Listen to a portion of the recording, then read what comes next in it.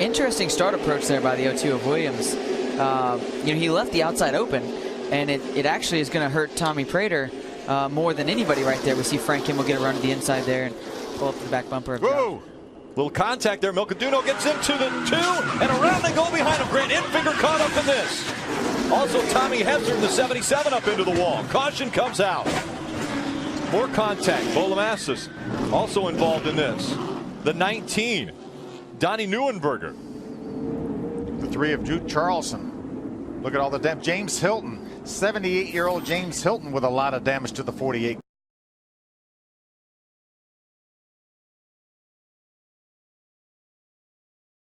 Gilliland on the high side, and this was just before the midpoint, going for the lead. Creed and Zane Smith. Creed trying to grab it from the low side, and Smith hanging on. And now under caution, the race official, Zane Smith, is out in front, and the cars are now on pit lane, stopped for the red flag, and there is the official call. Big wreck in turn number 3 here during the Sioux Chief Power Pex 200, and it involves Haley Deegan and Joe Graff Jr. Graff finished 3rd here last year. Haley Deegan making her debut in the ARCA Menard Series for Venturini Motorsports. Wow, a hard hit into the styrofoam. Let's take a look at what happened. Graff there with Deegan, and Tanner Gray involved as well there. Definitely close-quartered racing going into turn number 3. What did you see? Chain reaction from behind. It looked like Tanner Gray might have drove into the corner a bit too hot. Got into Haley Deegan, who was also trying to get low and off of the 77 of Joe Graff in front of her. So Graff drifted up, may have messed the entry up for the 55 of Deegan, and Tanner Gray on a run down the backstretch got into Haley, who then sent Joe Graff and her 55 machine to the wall. A lot of damage to Haley Deegan's machine, especially on the right front corner. And you saw that styrofoam up there against the wall here. That's both in turns 1 and 2 and 3 and 4 here at Toledo Speedway. A safety measure for all the competitors here today. Down to Derek. 55 crew getting ready. Haley Deegan has not come in yet. She is rolling slowly down pit road. She's got heavy damage to the front end of her car, but the Venturini Motorsports crew is ready. They've got tires out, they've got the Sawzall and hammers out, and they're getting ready to work on this young lady's car as she gets ready to slowly roll into this pit area. Just a matter of clearing the car that she even steered left down pit road. There's a lot of damage we don't see underneath that composite body, Bob. Yeah, her day might be done here at Toledo Speedway. You see that damage to the front end, but as you mentioned, the damage to the rear end as well. The Venturini Motorsports team being led by Frank Kimmel, the 10-time ARCA champion for Haley Deegan. So she had a good tutor, but you see the net is down. Watch about 3 or 4 lines back.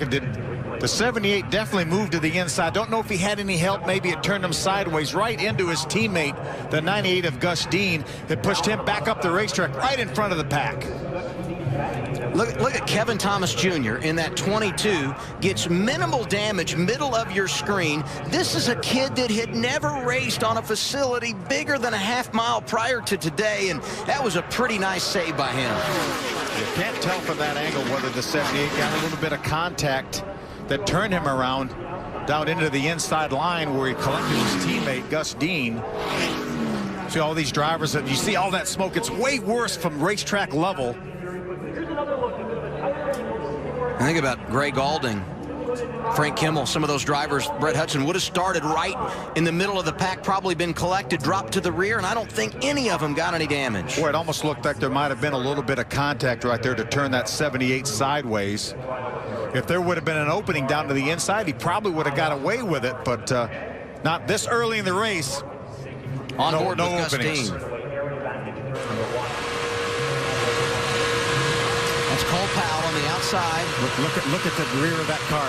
Look how close the 83 is. Derek Lancaster. Definitely contact from behind that sent him down across the racetrack. That's unfortunate because those cars have been fast, not only this weekend, but were really good when we tested here in January. See what it looked like from the view of Sarah Cornett-Ching on board here. Dylan looked on the 82 to her inside. She just blipped the throttle for just a second, and that quickly she was by the incident. See her waving out the window to the cars behind her. Sean Corr, one of those that just missed getting involved. Dylan Lupton as well in the 82 car.